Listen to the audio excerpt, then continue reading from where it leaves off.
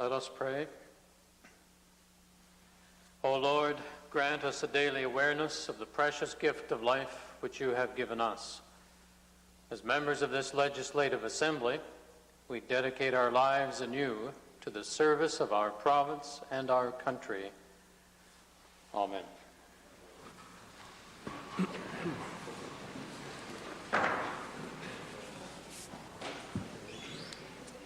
Introduction of visitors.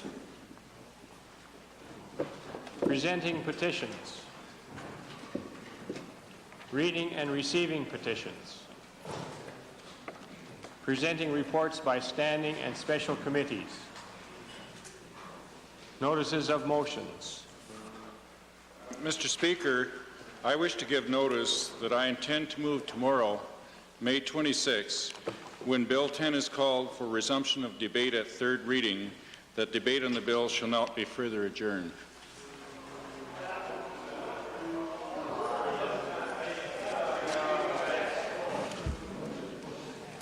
Introduction of bills. Tabling returns and reports. Minister of the Environment. Mr. Speaker, I'd like to table with the Assembly today a report titled "A Strategy for Fisheries Mitigation in the Oldman River Basin, Volume 1 Upstream Component." Premier. Mr. Speaker, I'd like to table 4 copies of the communiques. There are 13 of them rising out of the Western Premiers Conference in Parksville, British Columbia last week.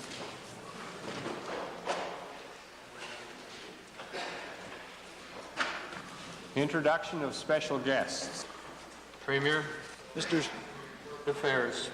Mr. Speaker, visiting us today is a delegation of more than 20 members of the Alberta Motor Association School Safety Patrol. I think all members of the legislature know that these young students take the responsibility of helping their schoolmates cross busy intersections every day of the year. The group we have today, Mr. Speaker, have been selected as the best school patrollers in Alberta. They are on their way to Ottawa, where they will join thousands of other school safety patrollers in the annual National Jamboree. They'll be accompanied by 3 chaperones for the trip to Ottawa. The chaperones are also here today. Constable Jack Lemire from Medicine Hat Police Department, Constable Wayne Nordstrom from the Edmonton Police Department, and Yvonne Corbeil, representing the AMA from Calgary. Also with them are certain AMA officials, Mr. George MacDonald, the President, Mr. Ken Quinn, Mr. Rob Taylor, and Dave Barr. There are parents as well, Lorna Clute, Bob Unseth, and Dennis Dubord. Mr. Speaker, this is an outstanding group of young Albertans. They met earlier with our Minister of Agriculture, and in recognizing the 50th anniversary of the AMA School Safety Patrol, they have placed items in a time capsule, which will be opened in the year 2038, which would then be the 100th anniversary of the Safety Patrol. So I'd ask the school patrollers, their chaperones, and others accompanying them to please rise and be recognized with this assembly.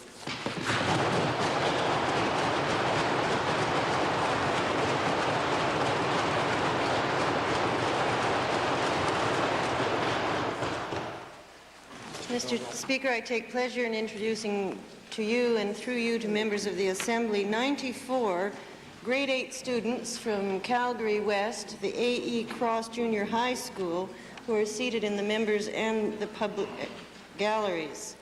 I'm sure that many of these youngsters are Flames fans, but nevertheless are hoping that tonight Alberta will bring the Stanley Cup home once again.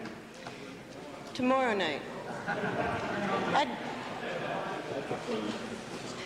We always look for success in Calgary West, and sometimes we get a little impatient for it. They are accompanied today by their teachers, Mr. Al McDonald, Mr. Tom Matthews, Ms. June Hughes, Ms. Paula Shaw, and Mrs. Carol Gemgembre, and parents, Mrs. Robin Hesseltine, Mrs. Martine Bourreau, and Mrs. Marion Jones. Would you all please give them a warm welcome as they rise to accept it?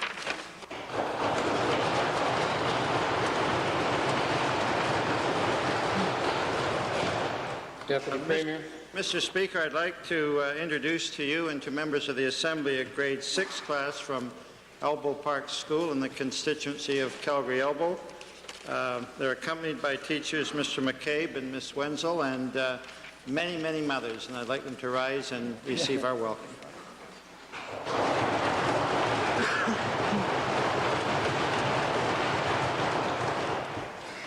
Honourable members, on behalf of all the Assembly, earlier, actually in the last week, a letter was sent to the member for Edmonton Centre and his wife to congratulate them on the birth of a new son. And I'm sure that all members join with us in extending our warm regards to them.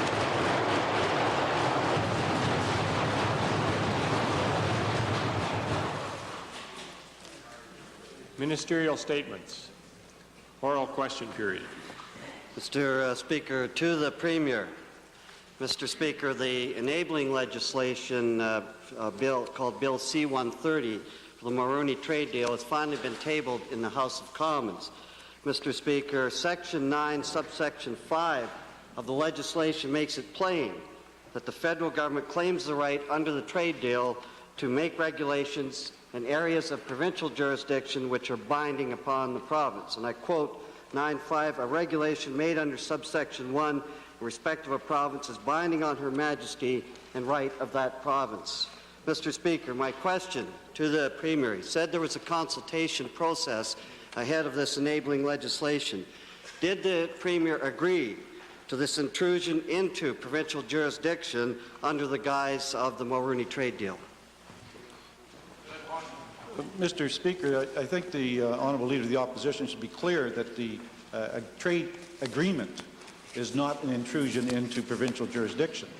What has now been tabled in the House of Commons, which is legislation that the federal government is introducing, may have some problem with intrusion into provincial jurisdiction. For that purpose, we have asked our Attorney General's Department to give us a full assessment of the potential for that intrusion, and until that assessment is completed, Mr. Speaker, I would not want to judge it one way or another. Mr. Speaker, I thought we were good buddies that you were consulting about this. Is the Premier now saying that he doesn't know with this enabling legislation whether it intrudes in provincial jurisdiction or not? He hasn't even read it. Is this what the Premier is saying? Obviously, Mr. Speaker, just as in our House, we do not take legislation which is going to go into our House and send it about to other people. We feel that the legislature, and in this case the House of Commons, deserves to see have the first look at legislation. And while we have gone through some consultation processes between the Federal Minister, Mr. Crosby, and our Attorney General, the member for Medicine Hat, we have not prejudged this legislation until it was introduced in the House, and it is now being assessed. Mr. Speaker, that's appalling, frankly, because it's already in the House and it's going to be debated now. Mr. Speaker, clearly this does go into provincial jurisdiction. Also in this legislation it says, and I quote, requiring or prohibiting the doing of anything in relation to which a regulation may be made under this subsection and prescribing penalties for the contravention or non-compliance with any such regulation. In other words, Mr. Speaker, the federal government can penalize the provincial government for not going along with it. My question is, why did the Premier so meekly go along with this ahead of time where perhaps we can't do something about it now? Well, again, we have, Mr. Speaker, the Honourable Leader of the Opposition must be writing his questions out in advance and not paying any attention to the answers I'm giving him. Obviously, I said that we had not agreed to this legislation. We had agreed to the free trade agreement. And the legislation has now been introduced and it's being assessed by the law officers of the Alberta government. And when we have that full assessment, then we will respond. Mr. Speaker, you'll respond when it's too late. Yeah. That's what we've been trying to harangue you about all the time, Mr. Speaker. And if I may say so, we can reverse the quote. The feds are now back on the back porch. In fact, they're going into the living room with this legislation, Mr. Speaker. And my question is, they have wide-ranging powers under Section 6 to move at any time in the future. And my question is to the Premier, What is the Premier going to do about it? Now that this legislation is here, is he still going to blindly say that free trade deal is good for Alberta? Is that what he's still going to do? Mr. Speaker, again, the Honourable Leader of the Opposition is not making a distinction between the free trade agreement and that we were part of and the legislation. They're distinctly different things. The free trade agreement does not impose on provincial jurisdiction. The legislation, as I said, is being assessed to see whether it is. And frankly, Mr. Speaker, this legislation is not proceeding quickly. It will sit in the House of Commons while provinces assess it. I've discussed that matter with the Prime Minister on the weekend, and it will sit. We are going to assess it. If, in fact, it does not meet with our desires, obviously Alberta will express those views very strongly. I know one thing: we will not rely on federal Liberals or federal NDP to support us on provincial jurisdiction, because they're the very ones who tried to sell the provinces down the river in the past. Edmonton Meadowlark. One thing is certain about this piece of legislation: it does involve intrusion into provincial jurisdiction. Once the Premier's officials confirm that, will the Premier be withdrawing his support from this free trade agreement and continuing to fight the tradition that's been established in this province to fight for provincial jurisdiction and provincial power over its... Thank you, Honourable Member. Thank you. Well, again, Mr. Speaker, the Honourable Member can't seem to make a difference in his mind, I don't know why, between the free trade agreement and the legislation. They are two different things. Obviously, the free trade agreement was worked out with First Ministers, and we always insisted that it did not impinge on provincial jurisdiction. The implementing legislation, because Ontario is trying to protect some small number of wine growers in the Niagara area, has placed the federal government in a position of being, as I understand it, unable to enter into an agreement, an international agreement, which is within their rights as representing us as a country. And therefore, they are trying to work out with the Ontario government an agreement so that they will be able to enter into the agreement with the United States. We'll have to see, Mr. Speaker, when we get our assessment from the law officers of the Crown. But I will say this: we strongly support the free trade agreement. That free trade agreement is very positive for the people of Alberta. Second main question, Leader of the Opposition. I'd like to designate my second question to the member from Calgary Forest Lawn. Thank you very much, Mr. Speaker. On 6 occasions since being elected to represent the residents of Calgary Forest Lawn, I brought to the attention of members of this Assembly and to the Minister of the Environment serious concerns about noxious odors emanating from the Hub Oil recycling plant. 22 months ago on this date, I tabled complaints in this House from a residents' committee that said the fumes were harmful to their children, to seniors, to the health of people in that area in general, and to their property values. My question, Mr. Speaker, is to the Minister of Environment. Why did it take this minister nearly 2 years to respond to these citizens' concerns that have been raised in the Assembly on so many occasions? Well, Mr. Speaker, it's obvious the honourable member forgets that in April of 1986, an air emission control order was provided to Hub Oil, and over that period of time, there have been improvements in terms of the air quality reductions with respect to Hub Oil, and today is a result of consultations not only with the member from Forest Lawn, but more importantly, the member from Calgary-Milliken, who has spoken to me on many, many more occasions than the half a dozen that the member from Calgary Forest Lawn talks about.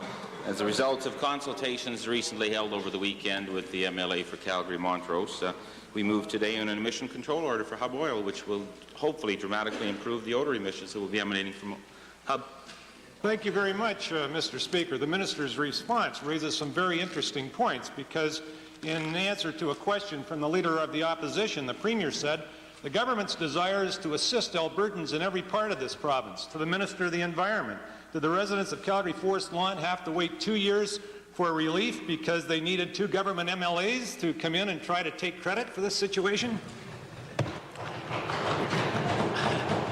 Well, it's always been my experience, Mr. Speaker, that the most effective MLAs in the Assembly are in fact the government MLAs. But I would like all members to be assured that when matters are brought to the attention of the government, that the government, of course, deals with them in quick rapidity, as obviously the member from Westlock Sturgeon can attest to, when he's brought concerns to the Minister of the Environment, has asked for responses, they've occurred.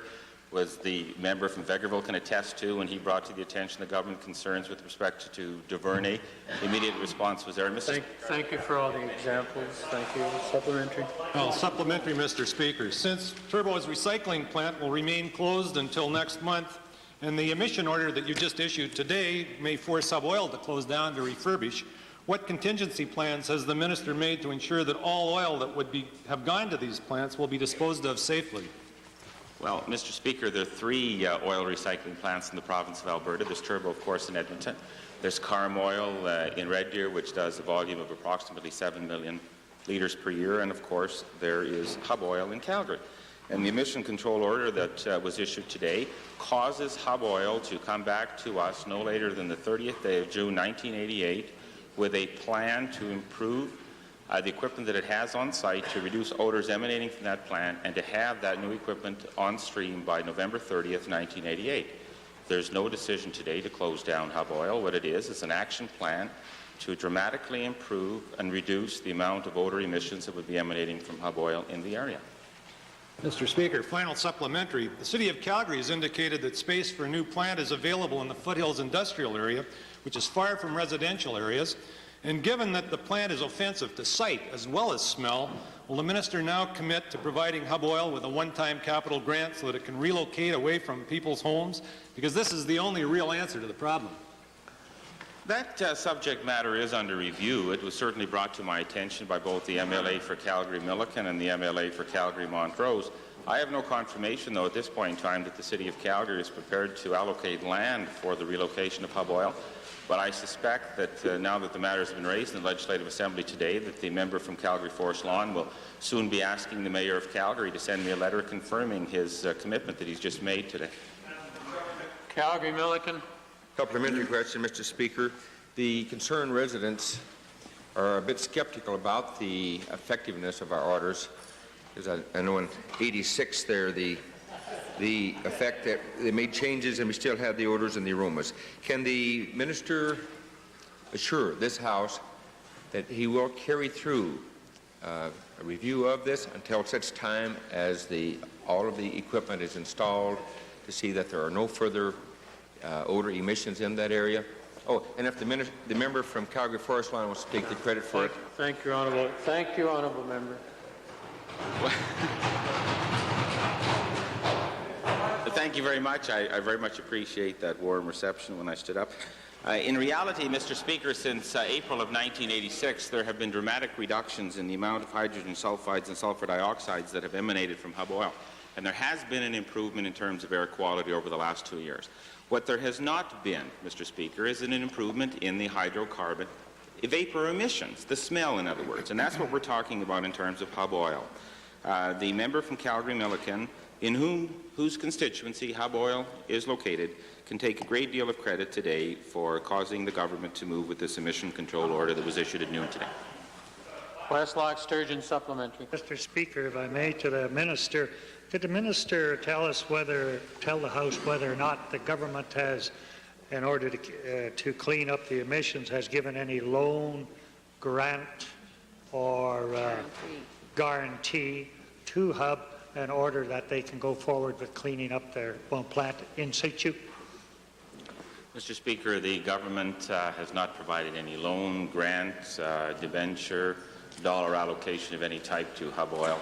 It's our belief that this is a bona fide private enterprise firm working in the province of Alberta. There are 2 other oil recyclers.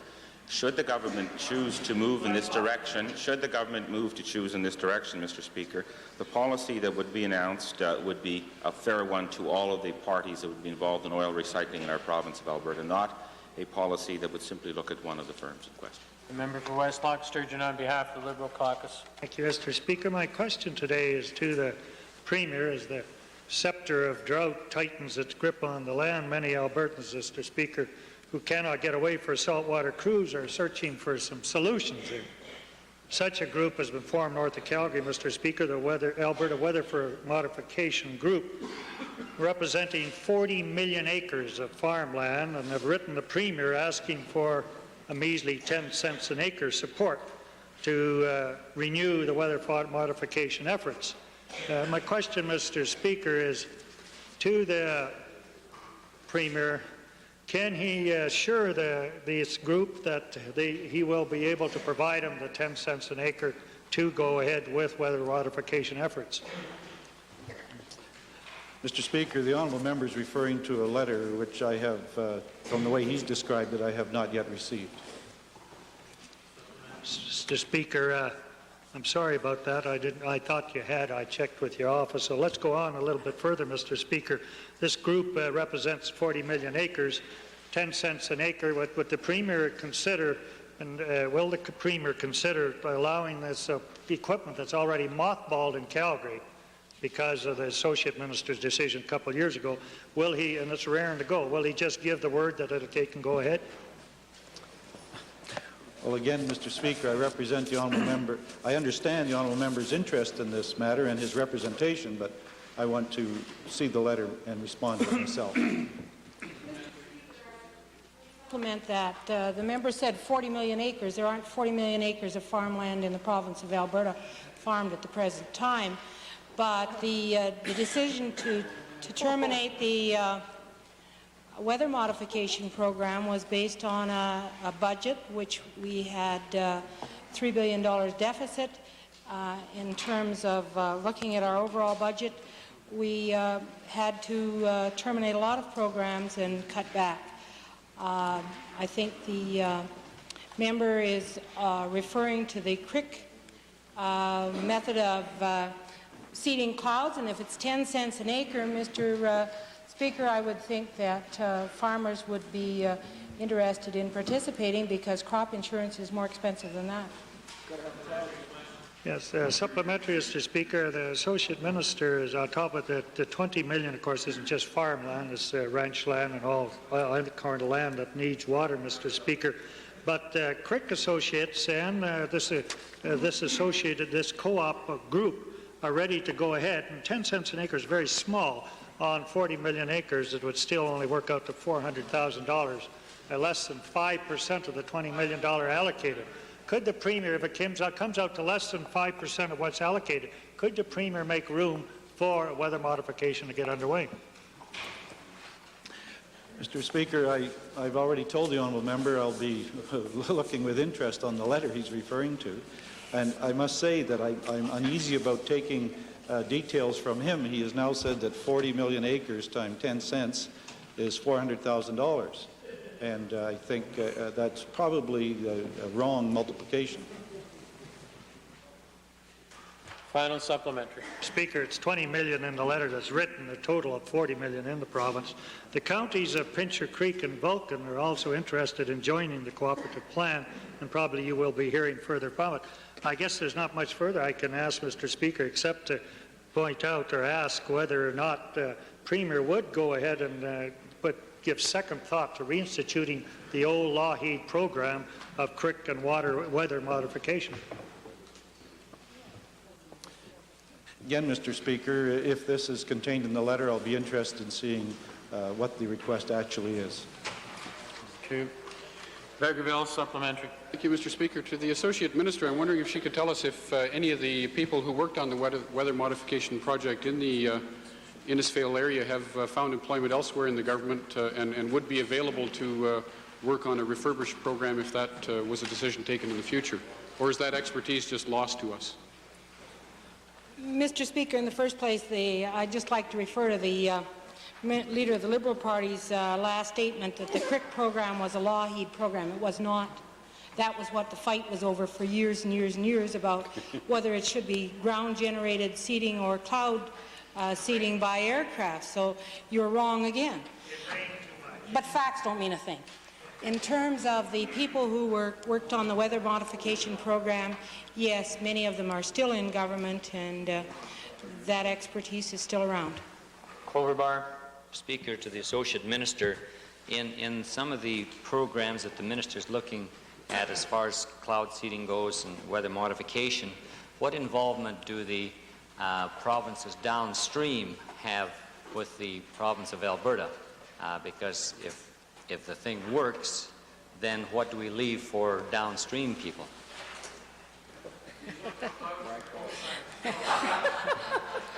The member for Clover Bar very ingeniously put words into my mouth saying that I was investigating the program. I may, but I wouldn't want the member to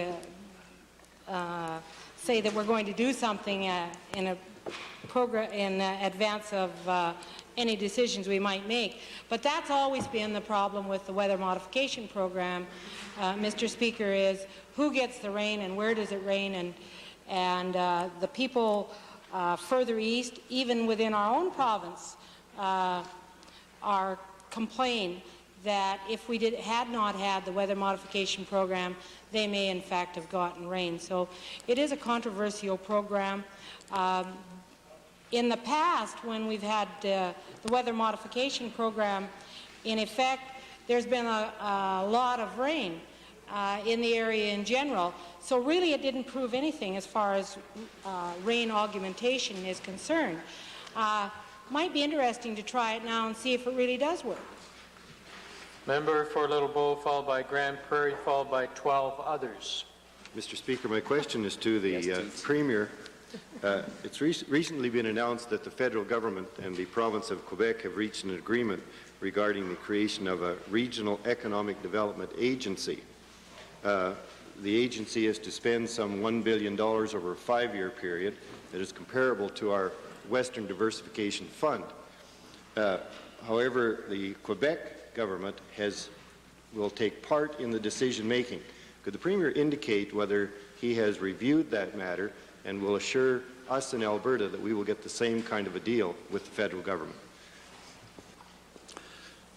Mr. Speaker, I guess the honourable member is referring to our Western Diversification Office, which is here in Edmonton, and the fact that that office is roughly the same type of a program as the Regional Economic Development one in Quebec. Frankly, Mr. Speaker, in working out any projects within Alberta, there is a great deal of provincial government responsibility and input and decision-making, because obviously if we aren't going to support it, it isn't going to go. Speaker, supplementary to the Premier, could the Premier indicate what formal steps the provincial government is involved in the decision-making with regards to the Western Diversification Fund?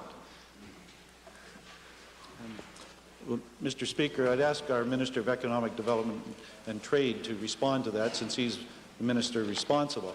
I should only also say to the honourable member that following his request, this matter was raised at the Western Premiers Conference in Parksville last week, and premiers unanimously supported the idea of a faster, less bureaucratic decision-making, and the decision-making being made on a federal-provincial basis here in Alberta or in the other western provinces, rather than being slowed down by having to go to Ottawa. But in terms of the Alberta government's input and the procedures that we use, I'd ask the Minister of Economic Development and Trade to respond. Mr. Speaker, since the inception of the Western Diversification announcement and the program, the government has maintained close liaison with the minister responsible, the Honourable Mr. McKnight, as well as through the public service. The federal officials are in contact with provincial officials with respect to exchanging information, but we do not, as a province, direct or have direct influence over the decisions that are made by the Western Diversification Office. We do, however, have the opportunity to provide advice. Mr. Speaker, supplementary to the Minister, could the Minister indicate whether the province of Alberta would want to have the rights to have some influence or be part of the decision-making in a formal way, such as has happened by as has been allowed for the province of Quebec under the Quebec federal government agreement? At the present time, Mr. Speaker, there is a number of ministers and departments that are reviewing the federal steps that are being taken that relate to the reorganization of the new Department of Industry, Science and Technology. And with respect to that, how that department interfaces with our government as well as with other governments. And that discussion is taking place with the Minister of Technology, Minister of Federal and Intergovernmental Affairs, Minister of Forestry, Minister of Tourism, and myself in order to frame a policy recommendation from our province that will go to the federal government. Mr. Speaker, a final supplementary to the Premier, and on balance, could the Premier indicate what is really the point in having a special Western diversification fund when at the same time we have a diversification fund located in Quebec. We also have one in the Atlantic provinces. It seems like it neutralizes what was supposedly a special benefit and consideration to Western Canada. Has the Premier considered that? And if so, have any discussions gone on with the Prime Minister? Well, Mr. Speaker, the honourable member may be drawing certain conclusions as to whether or not the Economic Development Fund in Quebec is in fact a duplicate of the diversification efforts which we are attempting to carry out in Western Canada and in Atlantic Canada. For my part, if Quebec is working with the federal government on greater economic development, I say great. I'm glad they are, and I would like all parts of this country to strengthen their economic base. However, the diversification efforts that we are pushing in Western Canada really have to do with broadening our economic base beyond just the agriculture and energy, and rather a much broader base to bring in forestry, tourism, the service sector, upgrading of our resources. And so I frankly feel that the diversification efforts, both of the provincial government and those through the Western Diversification Office, are having an impact. It's true that the federal program is slow, but we think we are going to get it speeded up considerably, and we are making great strides in diversification.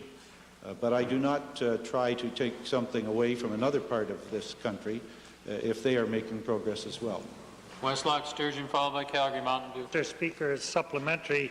In view of the fact that we've recently had another right-wing premier elected in Western Canada, is there any possibility, besides the fund not only being slow, because the necessity to keep that premier in power, will there be less funds for Alberta to be diversified with? Mr. Speaker, it's difficult to know how to respond to that kind of a question, except to say that because of the activity of the private sector in this province being so aggressive and vibrant, I believe that the people of Alberta and their companies are moving very, very dramatically with the Western Diversification Office. There are plenty of proposals there, and now we have to speed up the decision-making process. I should point out that in Manitoba, where there was a government that did not believe in the free enterprise sector of the economy, the funds they were trying to flow them to state operations, to either municipal governments or to provincial government operations rather than to small businesses. And that was absolutely contrary to the intent of this diversification program, and therefore it was very slow in Manitoba. But I think now, with the new Premier, that will speed up. Calgary Mountain View. Thank you, Mr. Speaker. The Premier must be aware that Western Canada's percentage of funds from the federal government for regional economic development has dropped since the Mulroney Conservatives were elected in 1984. Can the Premier indicate when Western Canada will start getting its fair share of regional economic development grants from the federal government? Well, Mr. Speaker, it's something that we are working on constantly with the federal government and various ministers of our government. and it is a matter of one of the communiques which was issued, unanimously supported by all premiers in Western Canada, and as a result of initiatives of the Alberta government. Member for Vermilion Viking, final supplementary on this issue. Yes, to the Minister of Economic Development and Trade, many constituents and people have voiced concern in the vagueness of the Western Diversification Fund as to their application and the type of help that will be brought forward. Could the Minister indicate in his communications if it has been stated whether these are loans, loan guarantees, grants, or a combination of them? Nobody seems to have a direct idea on that.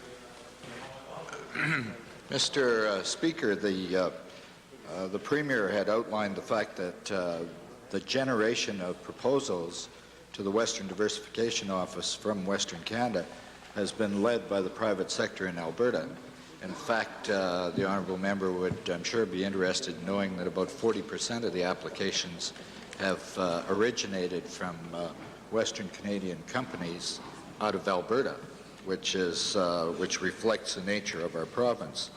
The information we have received indicates to us that the Western Diversification Program is prepared to do a number of things, including loan guarantees, direct loans, grants, or deferred repayment programs. So there are a variety of mechanisms that the Western Diversification Office has available to respond to these applications. Grand Prairie, followed by Vegreville, Edmonton, Meadowlark. Thank you, Mr. Speaker. My question today is to the Minister of Agriculture, and the topic is the Alberta Beekeepers Disaster Assistance Program. I was wondering if the Minister would comment that since northern beekeepers were and are unable to find quality colonies, has the Minister considered waiving the repayment of the $10 per colony beyond the July 1988 deadline as communicated by his departmental staff? Mr. Speaker, as the honourable member is aware, we have been very sympathetic towards our honey producers in the province, whereby we're the only province that implemented a program to offset the low honey prices. In addition to that, we also participated with them in the establishment of a promotional campaign so that we could increase the awareness and the nutritional value of honey. I should share with the honourable member, though, as it relates to his direct request to defer the refunding in the event that they have put in an application for a greater amount of hives than what they will be using for production, we will defer that until October the 1st. Supplementary, Mr. Speaker. If they're unable to find quality hives between now and October the 1st, would the Minister consider waiving that till July 1989 for another production year? Mr. Speaker, as I indicated to the honourable member, we will work very closely with our honey producers with the hopes of locating appropriate colonies for them, but I must share with the honourable member I would have difficulty in further extending that beyond the time frame that I have suggested to him earlier. Supplementary, Mr. Speaker. Is the Minister making any progress with our federal minister in determining ways to reopen the border to make it mite-free United States bees available to our Canadian producers? Yes, Mr. Speaker, we've worked very closely with the federal government and in conjunction with our Alberta bee producers, especially those from the North Country. But I should share with the honourable member that the probability of having the border open earlier than what we had hoped has been decreased in view of the fact that the U.S. Department of Agriculture itself has removed their quarantine borders from the 13 states that were participating. So the probability of having that border removal sooner than what we had originally projected is very slim, but I want to leave the honourable member the assurance that we are working with the Alberta Bee Association with the hopes of developing some type of a certification process in conjunction with the federal government so that we can somehow do our level best to offset a harm that has caused serious concern amongst our honey producers. Supplementary, Vegreville, Westlock, Sturgeon, followed by Vegreville. Yes, Mr. Speaker, supplementary to the Minister, is he considering, or would he share with the House, whether he's considering a system whereby certain American producers that have shown mite-free exports over the last 5 years will be granted special licenses to be able to export into Alberta? Mr. Speaker, I answered that in a previous question to the honourable member for Grand Prairie, where by now that probability has decreased substantially because the U.S. Department of Agriculture itself has removed its own interstate regulations as it relates to the varroa mite. And because of that, it is going to cause increased concern amongst our honey producers in Canada. Bergeville and supplementary. Mr. Speaker, bees are like Liberals. You can't predict where they might fly from time to time.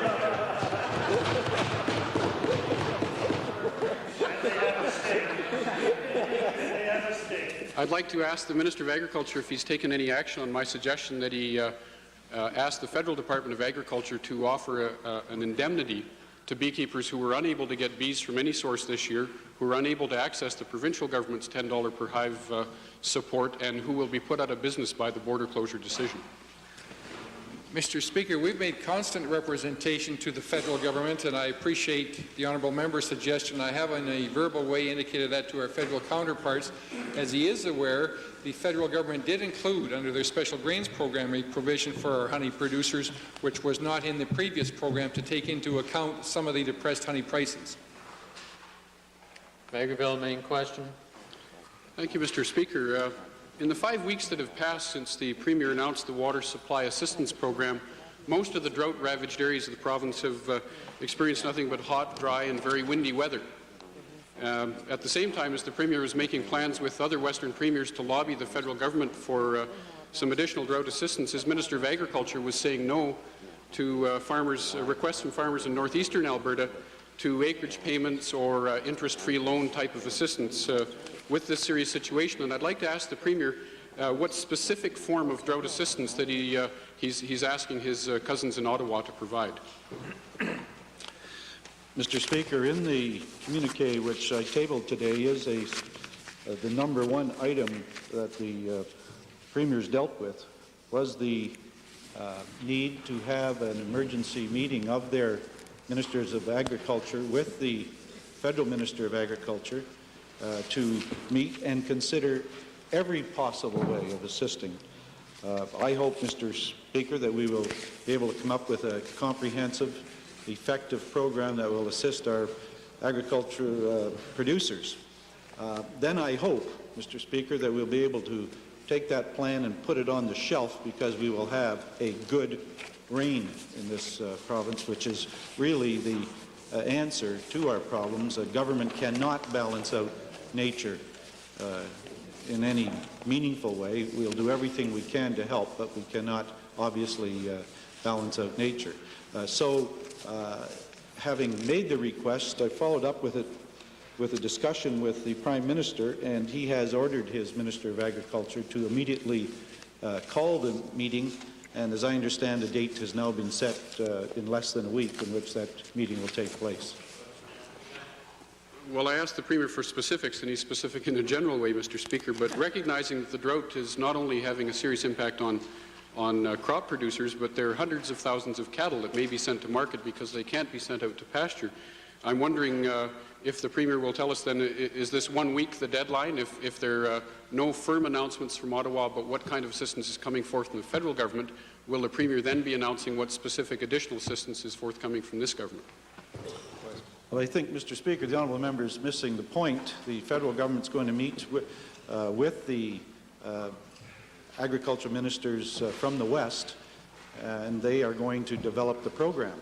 We don't want a program announced from Ottawa. We want to have this period of consultation in advance. And frankly, it's the case in Western Canada. Conditions are different in various parts of Western Canada, and they are experiencing flooding in Manitoba, and in parts of British Columbia. While we were there, the news was carrying complaints and valid complaints, obviously, by the farmers in British Columbia that they could not get on their lands because of the amount of rain they were experiencing. So obviously it needs to be a comprehensive, coordinated package. That's why we want our Ministers of Agriculture to develop such a program. Well, Mr. Speaker, a firm commitment from the Premier to hold additional meetings isn't the kind of assurance that farmers in the province need when they're making these difficult decisions. But I'd like to ask the Minister of Agriculture, he stated that one of the reasons for saying no to the request from farmers in northeastern Alberta for additional support was that it's difficult to draw specific boundaries for aid programs and that they should be province-wide. And I'm wondering if the minister is saying that any additional programs would therefore apply to all areas of the province, whether they've been affected by drought or not.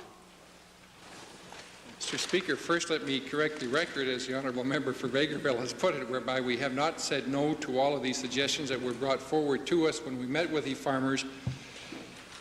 When I was joined with my colleagues from St. Paul and the Minister of Public Works, what we did do, because of the strong representations of the farmers in that area, we increased the retroactivity of all of the water programs that were announced by our Premier to January the 1st, so that those individuals that did put in dugouts or wells could have that money available to them. In addition to that, the honourable member says he's looking for a firm commitment.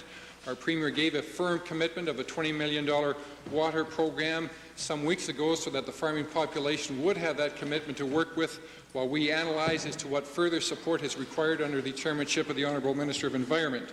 We also extended the forage insurance north of Highway 16 so that the individuals could participate in that.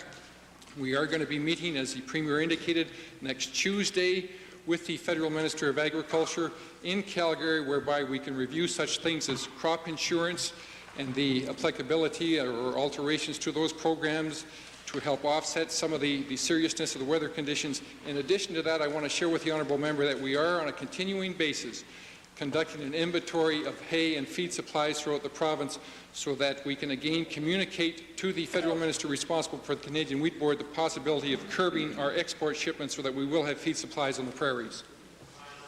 Well, final supplementary to the Premier, I'm sure he realizes that recommendations from a number of sources have indicated the need for an established disaster assistance program that could make per acre or per head payments in the event of serious cases that are too widespread for basic crop insurance programs. In other words, a program, Mr. Speaker, that wouldn't be ad hoc or politically motivated. And I'm wondering why the government hasn't taken action on this proposal so that these important programs are in place and ready to respond.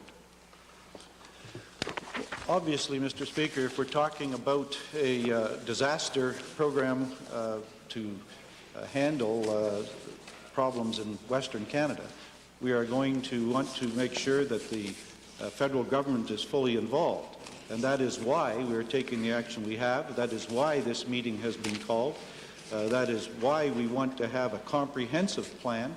I don't think it's particularly helpful at all to have some program suggested from one small part of Alberta and say that's the answer. We want to make sure that we have a fully comprehensive program that fits all parts of Alberta, and our desire to make sure that all of Western Canada participate, regardless of what their problem is. That is why the number 1 communique dealt with agriculture, dealt with the drought situation, called for the urgent assistance for the livestock industry, reaffirmed the need for the 1988 deficiency payment, and I must say I'm quite pleased that for the first time unanimous support that we have the crow payment made directly to producers in Alberta and British Columbia rather than to the railroads. All of these are methods of helping our farmers and ranchers. Westlock Sturgeon supplementary. Speaker, supplementary to the Minister of Environment and a special task as chairman of the Drought Committee. While it's nice that the 4 Western premiers could all agree that Ottawa should solve the problem for him, has the minister in his chairmanship position looked at any special aid to preserve the brood cows or the basic herd to the mixed farmers of this province? Mr. Speaker, the Premier appointed me to chair a Water Supply Action Committee, not a drought-related committee, and both the Premier and the Minister of Agriculture have just now gone through a litany of new improvements that we're making in our province with respect to this matter. And the matter that's raised by the member from Westlock Sturgeon is one of many considerations that the Minister of Agriculture is looking at right now. Littlebaugh. Supplementary question to the Associate Minister of Agriculture. It's with regards to the cutoff date of planting crops under crop insurance. Could the Minister indicate whether what progress she has made in her discussions with the Federal Minister in terms of possibly delaying the cutoff date, for example, for seed peas? Mr. Speaker, that's an excellent question because it's a great concern to many farmers in the province. I did phone the Honourable John Wise on May the 18th to talk about the crop insurance agreement that we've got and how we can change it so that it is responsive to the drought conditions. I've recommended that we extend the late seeding deadline, and we will be meeting in Calgary shortly to meet with the federal ministers and other ministers. In terms of the forage supply in particular, I would hope that we can seed later and insure it. If it makes grain, fine. Yeah, that's great. If it doesn't make grain, then at least we are ensuring that we've got some forage supply in relation to the member from Vegreville's question. Edmonton Meadowlark, followed by Edmonton Belmont, followed by Carts. Pincher Creek Crow's Nest, final supplementary. Mr. Speaker, supplementary question to the Minister of Agriculture and Environment. Would they give consideration to a longer-term 5-year program of drought proofing, which would see the construction of medium and smaller-sized reservoirs throughout Alberta, including projects like the Milk River Project, the Pine Coulee Project, and the Clear Lake Project? Well, Mr. Speaker, there are currently some 140 dams, reservoirs, and weirs in the province of Alberta, and there's absolutely no doubt at all in my mind as Minister of the Environment that we are going to preserve, conserve, and manage water, that we need more dams in our province. Time for question period has expired. Might we revert to orders of the day? Might we revert briefly to the introduction of special guests? Opposed? Carried. Chair recognizes Minister of Public Works, Supply and Services, followed by